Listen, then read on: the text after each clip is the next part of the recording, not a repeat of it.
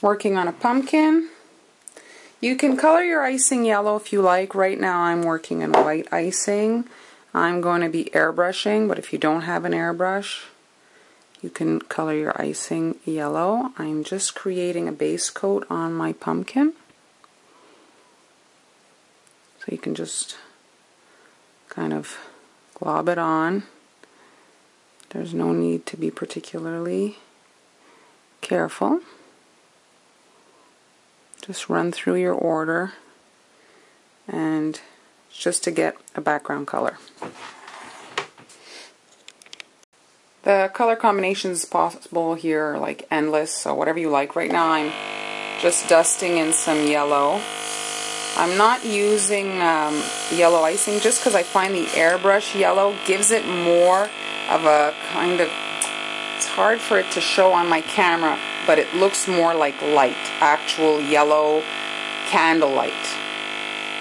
So now I've dusted this in the yellow, and what I'm doing now is adding, not even washing the airbrush because the orange won't be affected by the yellow.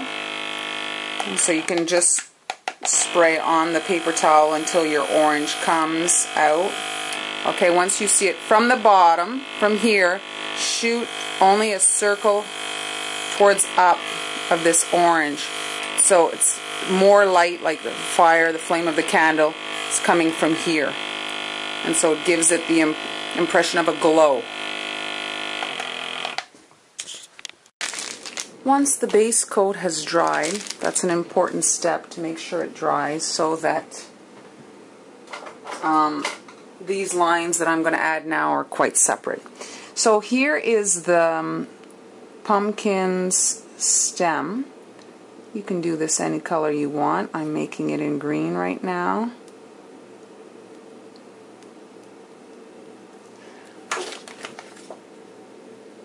This actually kind of even looks better, the stem, when you've got it sort of globby, you know, like the thicker icing. Looks more like a real pumpkin stem. Right now I'm just dragging it onto the cookie to kind of flatten it out. I'm going to do the same thing over here on this one. That's where the pumpkin color is going to meet the stem. And just drag it down. So here's where you get creative. You can Google different ideas for the actual pumpkin's face. For this video I'm just going to keep it really old school. So a triangle nose. Here the eyes.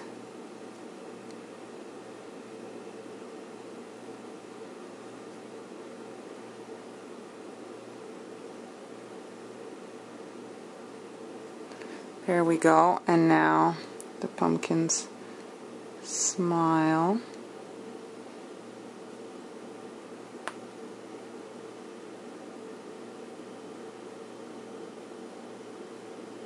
And there we go. You can let that crust.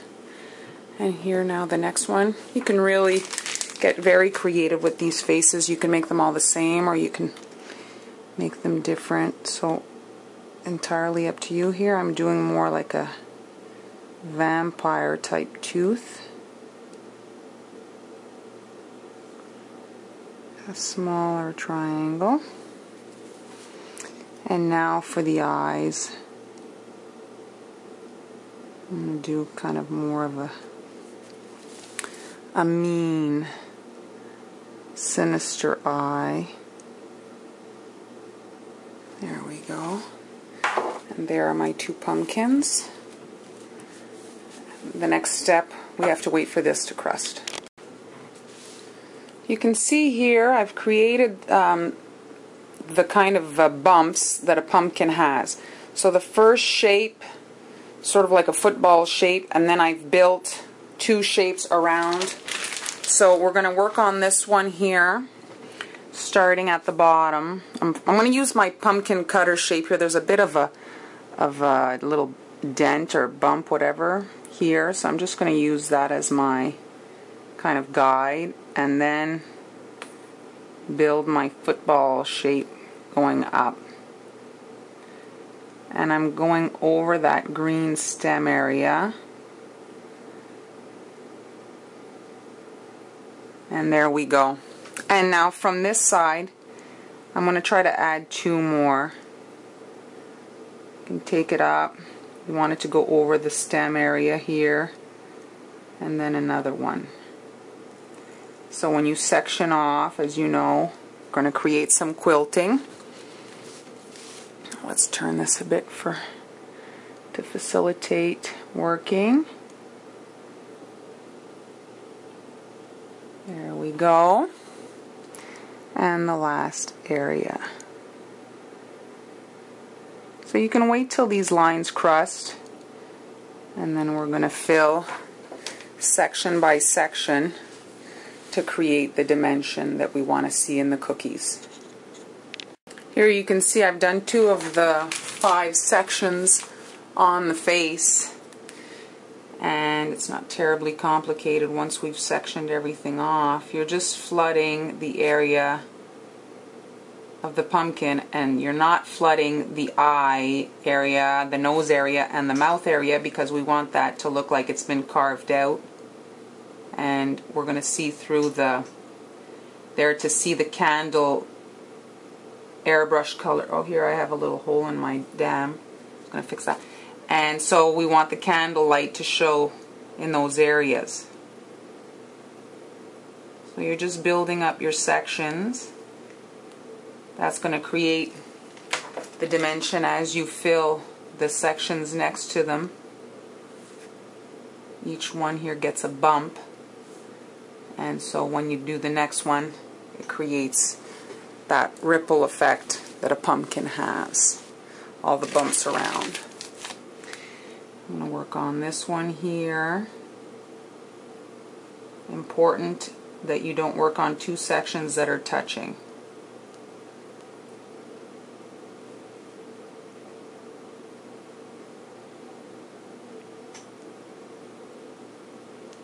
These 2 little areas here with the corner of the eye here, you're better to go back in with a toothpick. And here the tooth, you can drag a bit to get the shape right. And turn your cookie, keep it moving if you know, your angle isn't good, so that you're working properly and that you get a nice finished product. I'm running low on orange. Oh, I have more. Alright, so I'm going to have to fill up my bag, but anyway, these have to crust, and we'll come back and do our 3 sections that are missing, and we'll see the pumpkin come to life. Working on the last bit of our pumpkin.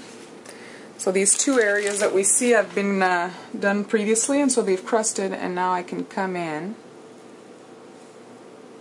and do the last areas. You come with a toothpick and touch around the edges that you want it to, right there. And then this corner here, make sure you get in there so there's no crater. There we go. Flip your cookie. This particular design is very easy, but it's a classic. Kids will love it. You can get creative with the faces that you do. You can look at actual pumpkin carving designs and do that.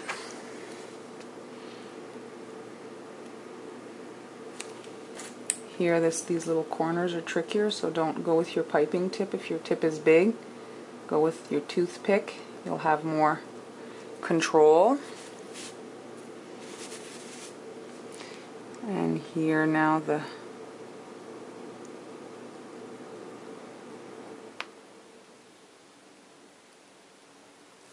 we go. This is the main kind of area, so if you want to build it up a bit more. When you add this, it makes your green line a little bit thinner. So don't worry if you're using a fat tip. It kind of shrinks it when you add this layer of icing. And there we go. There's our pumpkin. I just dented it there a little bit. So we can see the real like bumps of the pumpkin. If you wanted, you could come and add a squiggly line and a leaf. Every little detail that you add now make the cookie more interesting. You could add a little spider or whatever you like.